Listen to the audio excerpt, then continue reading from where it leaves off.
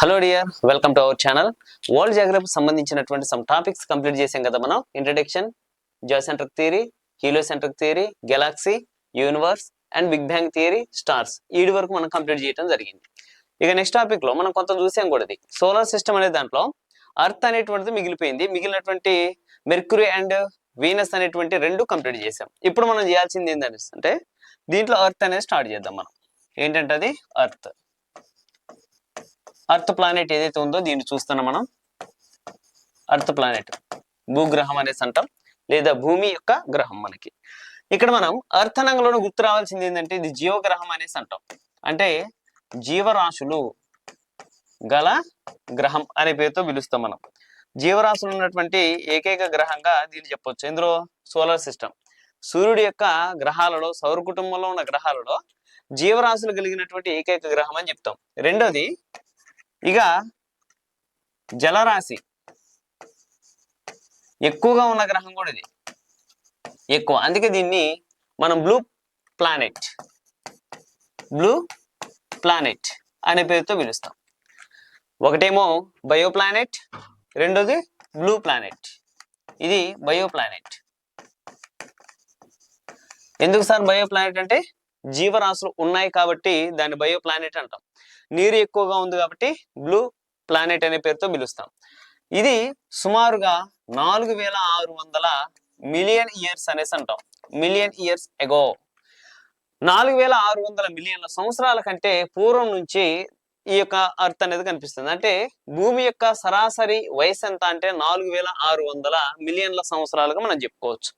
భూమిని సూర్యుడితో కంపేర్ చేస్తూ ఉంటాం కాబట్టి సూర్యుడు భూమి కంటే ఎన్ని రెట్లు పెద్దది అనేసి అంటే 109 రెట్స్. మనకి 109 రెట్లు భూమి కంటే సూర్యుడు పెద్దగా ఉంటాడట. ఇక మీరు ఆలోచన చేయండి. మనం సాధారణంగా దీన్ని తీసుకుంటే దీనికి డబుల్ అనేసి అంటేనే ఈ మందానికి ఈ మందానికి ఇంత మందం అనే ఫీలింగ్ మనకు వస్తుంది. ఇది డబుల్ అంటేనే ఇక్కడ 109 రెట్లు అన్నాడు అనేసి అంటే మీరు ఆలోచన చేసుకోండి ఎంత పెద్దగా ఉండొచ్చు సూర్యుడు. అట్లా మనకి ఏంటి అనేసి అంటే అర్త్ ని మనం సన్ తోటి కంపేర్ చేస్తూ ఉంటాం కాబట్టి ఇది కూడా గుర్తుపెట్టుకోవచ్చు. ఇది అర్త్ కు సంబంధించిన వాటిలో ఇంకొకటి. ఇక నెక్స్ట్ వన్, భూమి తన చుట్టూ తాను తిరగడానికి తీసుకునే సమయం ఎంత సమయం తీసుకుంటుంది అనేసి అంటే 23 hours 56 minutes 4 seconds. ఇది రొటేషన్ అనేసి అంటాం మనం ఇంగ్లీష్ లో. రొటేషన్, దీన్ని మనం సోల్ రొటేషన్ అని కూడా పిలుస్తాం. భ్రమణము లేదా ఆత్మ భ్రమణము అనే పేరుతో ఇక్కడ పిలుస్తాం. ఇక నెక్స్ట్ వన్, ఈ మొత్తాన్ని మనం దేంతో ఈక్వాలిటీ చేస్తామంటే 24 hours గా ఈక్వల్ చేస్తాం. ఈ 24 hours నే 1 day అని కౌంట్ చేస్తాం. 1 day, ఒక రోజు అనేదిగా మనం తీసుకోవడం జరుగుతుంది. ఒక రోజు అనేసి అంటాం. మరి తన చుట్టూ తాను తిరిగితే ఈ సమయం తీసుకుంది ఒక రోజుగా లెక్కేస్తే ఈ భూమి తన కక్షలో, భూకక్షలో దేని చుట్టూ తిరగాలి? సూర్యుడి చుట్టూ తిరగాలి. మరి సూర్యుడి చుట్టూ తిరిగినప్పుడు 365 రోజులు తీసుకుంటుంది. 365 రోజులు, డేస్, 6 hours. దీన్ని మనం 1 year అని కౌంట్ చేస్తాం. 1 year అని కౌంట్ చేస్తాం. ఓకే, ఒక సంవత్సరానికి సమాంతరంగా చెప్పాం. ఇక్కడ 365 days అంటేనే ఒక సంవత్సరం. ఇక్కడ మనకి ఏం కనిపిస్తుంది? 6 hours ఎక్స్ట్రా.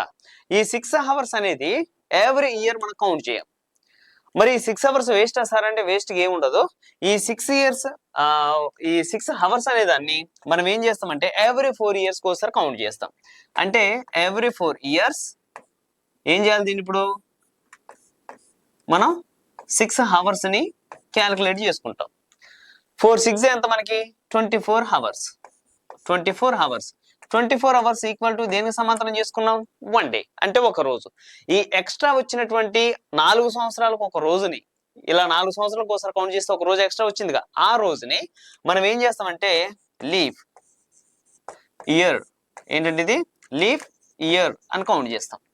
ఎన్ని సంవత్సరాలకు ఒకసారి అంటే 4 years. ఎందుకు 4 years ఒకసారి మనకి 1 day అవుతుంది కాబట్టి ఎవ్రీ 4 years 1 లీఫ్ ఇయర్ గా మనం కౌంట్ చేస్తూ, ఆ లీఫ్ ఇయర్ స్పెషల్ ఏంటి అనేసి అంటే ఎక్స్ట్రా 1 day కౌంట్ అవుతుంది మనకి. ఆ ఎక్స్ట్రా 1 day ని ఎక్కడ మనం కౌంట్ చేస్తామంటే ఫిబ్రవరి. ఫిబ్రవరి సాధారణంగా మనకి 28 డేస్ ఉంటాయి.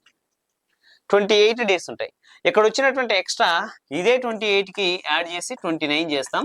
అలా 4 ఇయర్స్కి ఒకసారి ఒక డే ఎక్స్ట్రా వస్తుంది కాబట్టి 4 ఇయర్స్కి ఒకసారి ఒక ఎక్స్ట్రా రోజుని ఫిబ్రవరి 29గా మనం తీసుకుంటాం. అలా ఫిబ్రవరి 29 వచ్చిందంటే ఆ ఇయర్ని మనం ఏమని చెప్పాలి? లీఫ్ ఇయర్ అనేసి అంటాం. అట్లా మనకి ఏంటనేసి అంటే ది పరిభ్రమణము, ఇదేమో భ్రమణము.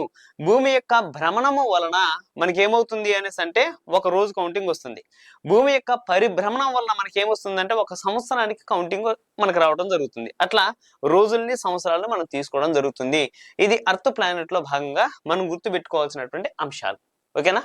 ఇవి గుర్తుండాలి తప్పని పరిస్థితుల్లో. ఇక నెక్స్ట్ వన్, వీటి తర్వాత మార్స్. మార్స్ ఏమన్నాన్ని? కుజుడు, కుజుడు లేదా గురుడు, అంగారకుడు, అంగారకుడు అనే పేరుతో పిలుస్తాం. ఓకేనా? కుజుడు అన్నా అంగారకుడు అన్నా మార్స్ అన్నా మూడు ఒకటే. ఈ మార్స్ అనేటువంటిది చాలా సింపుల్. ఇందులో ఎక్కువ టాపిక్స్ ఏముండవు, మనకి చాలా ఈజీగా మనం నేర్చుకోవచ్చు. ఓకేనా? చూద్దాం ఒకసారి. ఈ కుజుడు రంగంలోనే మీరు బాగా గుర్తుపెట్టుకోవాల్సిన ఒకే ఒక అంశం, దీంట్లో నుంచి ఎగ్జామినేషన్ లో వచ్చినటువంటిది కూడా అదేంటి అనేసి అంటే ఈ అంగారకుడు అనేటువంటి గ్రహాన్ని ఏమని పిలుస్తారు అనేసి అన్నాడు. దీన్ని ఎరుపు గ్రహం, ఎరుపు గ్రహం, రెడ్ ప్లానెట్, రెడ్ ప్లానెట్ అనే పేరుతో పిలుస్తాం.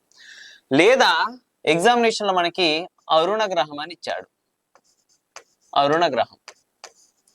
ఇక మీకు అర్థమై ఉండాలి, అరుణ, అరుణ్ అనేసి అంటే ఉదయించడం, సూర్యుడు, ఎరుపు అనేటువంటి వాటికి వస్తుంది కదా, ఇది అన్నమాట అరుణ గ్రహం అనేసి అంటాం. ఇది మనకి ఎగ్జామినేషన్ లో అడిగినటువంటి క్వశ్చన్. ఇది కూడా అరుణ అనేసి అంటే రెడ్ ప్లానెట్ కిందకి వస్తుంది ఇది కూడా.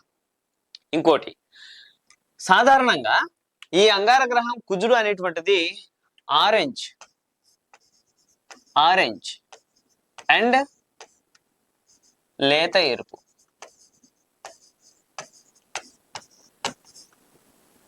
రంగులో కనిపిస్తారు మనకి. అయితే ఎక్కువగా మనకి ఆరెంజ్ అయినా లేత ఎరుపు అయినా మాక్సిమం ఎరుపు దగ్గరికి వస్తుంది కాబట్టి మనం ఎరుపు గ్రహం, అరుణ గ్రహం అనేసి అంటాం మనం. అయితే ఈ రెడ్ ప్లానెట్ అనేటువంటిది రెడ్ గా ఉండడానికి గల కారణం ఏంటి? రెడ్ గా ఉండడానికి గల కారణం ఏంటి అనేసి అంటే ఫెర్రస్ ఆక్సైడ్,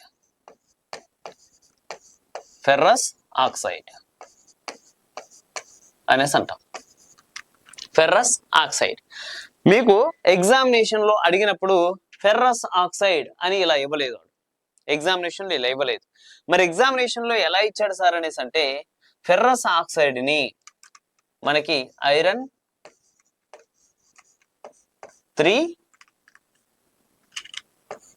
ఐరన్ 3 ఆక్సైడ్ అని ఇచ్చాడు.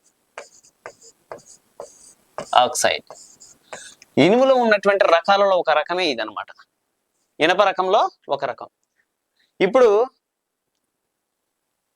ఈ యొక్క ఐరన్ ఆక్సైడ్ అనేది ఐరన్ మూడో రకమైనటువంటి ఆక్సైడ్, దీన్ని మనం ఫెర్రస్ ఆక్సైడ్, దీనిని మొత్తాన్ని కలిపి మనం త్రుప్పు అనేసి అంటాం. తెలుగులో త్రుప్పు పట్టింది అంటారు కదా, త్రుప్పు అనేసి అంటాం. ఎగ్జామినేషన్ లో ఇలాగాని ఇవ్వకోకుండా డైరెక్ట్ గా కెమిస్ట్రీలోకి వెళ్ళిపోయిండు అనేసి అంటే ఎలా రాస్తాడు? ఇది ఫెర్రస్, ఇది ఆక్సైడ్, ఇది ఫెర్రస్ ఆక్సైడ్ అనేసి అంటాం. Fe2O3, Fe2O3 ఇది కూడా గుర్తుపెట్టుకోండి. ఈ యొక్క ఫెర్రస్ ఆక్సైడ్ కారణంగా ఈ ఫెర్రస్ ఆక్సైడ్ యొక్క ధూళి వల్ల, దుమ్ము వలన, గుర్తుపెట్టుకోండి, ధూళి వలన లేదా దుమ్ము వలన ఎర్రగా కనిపిస్తుంది, ఎర్రగా కనిపిస్తుంది. ఇగో ఇది ఒక అంశం, దీంట్లో మనం గుర్తుపెట్టుకోవాలి అనేసి అనుకుంటే ఇది ఒక అంశం, దీని గురించి గుర్తుపెట్టుకోవాలి. అంగారకుడు అనంగులోనే ఫస్ట్ మనకు గుర్తు రావాల్సినటువంటి అంశం ఇది. సెకండ్ థింగ్, ఇక దీంట్లో మనం చూడాల్సినటువంటి రెండో అంశం ఏమైనా ఉందా అనేసి అంటే దాన్ని ఒకసారి మనం చూద్దాం. ఇక్కడ చూడండి ఒకసారి, ఇది ఒలింపస్ మోన్స్,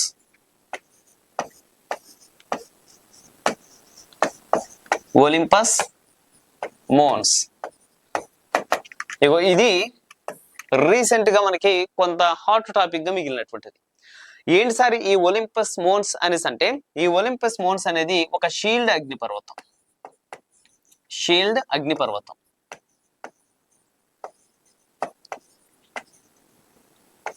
షీల్డ్ అగ్నిపర్వతం. ఇప్పుడు ఈ షీల్డ్ అగ్నిపర్వతం అనేటువంటిది సాధారణంగా అగ్నిపర్వతాలు మన దగ్గర ఉన్నాయి, మిగిలిన గ్రహాలలో కూడా ఉన్నాయి.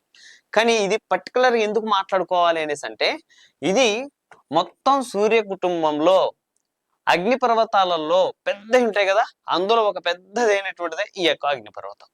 ఇది ఎంత పెద్దది అనేటువంటిది మనం చూస్తే 72,000 అడుగుల ఎత్తుందట. 72,000 అడుగుల ఎత్తు కలిగింది. అడుగులు ఇంక అర్థం చేసుకోండి.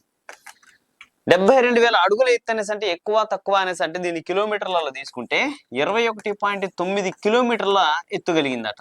చాలా ఎక్కువ ఎత్తు కాదనేసి అంటే చాలా ఎక్కువ ఎత్తు. మనం దీన్ని అర్థం చేసుకోవాలనేసి అంటే, మన భూగ్రహం మీద, భూమి మీద అత్యంత ఎత్తైనటువంటి శిఖరంగా దేని పేర్కొంటాం? కామెంట్లో పెట్టండి ఒకసారి. ఈ భూమిపై ఎత్తైన శిఖరం ఏంటి? పెట్టారు కామెంట్లో. ఏంటది? Mount Everest. ఎవరెస్ట్. ఈ మౌంట్ ఎవరెస్ట్ హైట్ ఎంత? కామెంట్లో పెట్టండి ఒకసారి తెలిస్తే. ఎంత అనేసి అంటే 8,848.86 మీటర్స్. ఏమంటామంటే దీన్ని 86 మీటర్స్. 86 మీటర్స్ అనేసి అంటాం. ఇక్కడేమో కిలోమీటర్లలో ఉంది, ఇక్కడేమో మీటర్స్ లో ఉంది. మరి కిలోమీటర్లు మీటర్లలో మనకి వేరియేషన్ ఉంటుందా అంటే ఎస్ ఉంటుంది. ఎందుకు అనేసి అంటే 1 kilometre equal to 1000 metres. 1000 metres అంటే అప్రాక్సిమేట్లీ ఇది కిలోమీటర్లకు వెళ్ళింది అనుకో 8.8 కిలోమీటర్స్ అని చెప్పుకుంటాం అంతే. ఇంకా అంత పెద్ద మౌంట్ ఎవరెస్ట్ జస్ట్ 8 కిలోమీటర్స్ అయినా సరే అంటే ఎస్ 8 కిలోమీటర్సే, కానీ ఇది 21 కిలోమీటర్స్. 21 కిలోమీటర్స్. మరి దీన్ని అడుగుల్లోకి తీసుకుంటే 29,031 అడుగులు. చూసుకోండి, ఫీట్స్. 29,000 ఫీట్స్. ఇక్కడ 72,000 ఫీట్స్. అప్రాక్సిమేట్లీ మౌంట్ ఎవరెస్ట్ తోటి ఈ షీల్డ్ అగ్నిపర్వతం అయినటువంటి ఒలింపస్ మౌంట్స్ అనేది ఏదైతే ఉందో దీన్ని కంపేర్ చేసుకుంటే ఎవరెస్ట్ కంటే సుమారుగా 2.5 రెట్లు ఎత్తు పెద్దది కలిగింది ఈ యొక్క అగ్నిపర్వతం. 2.5 రెట్లు పెద్దది. దేంతో? మౌంట్ ఎవరెస్ట్ కంటే ఈ యొక్క ఒలింపస్ మౌంట్స్ అనేటువంటిది 2.5 రెట్లు పెద్దదిగా మనకు కనిపిస్తుంది. అది అంత పెద్దది అనమాట ఇది. ఇట్లా మనకి ఏంటనేసి అంటే దీని మీద ఒక ఐడియా అనేది మనకు ఉండాలి. గమనించండి, ఇది కూడా మీరు రాసి పెట్టుకోండి. 2.5 రెట్లు పెద్దది. దేనికంటే? మౌంట్ ఎవరెస్ట్ కంటే ఈ యొక్క ఒలింపస్ మౌంట్స్ అనేటువంటిది 2.5 రెట్లు పెద్దదిగా ఉంటుంది అనేది గుర్తుపెట్టుకోండి. ఇక నెక్స్ట్ వన్, ఇంతకుముందు ఎగ్జామినేషన్ లో అడిగినటువంటి ప్రీవియస్ క్వశ్చన్ ఏంటి అనేసి అంటే, గ్రహ శకలాలు అనేటువంటివి ఏ 2 గ్రహాల మధ్య కలవు అనేసి అన్నాడు. ఏ 2 గ్రహాల మధ్య ఉన్నాయి అనేసి అంటే కుజుడు. ఏమంటాం ఇక్కడ? కుజుడు. ఏ 2 గ్రహాల మధ్య ఉంది అనేసి అంటే కుజుడు.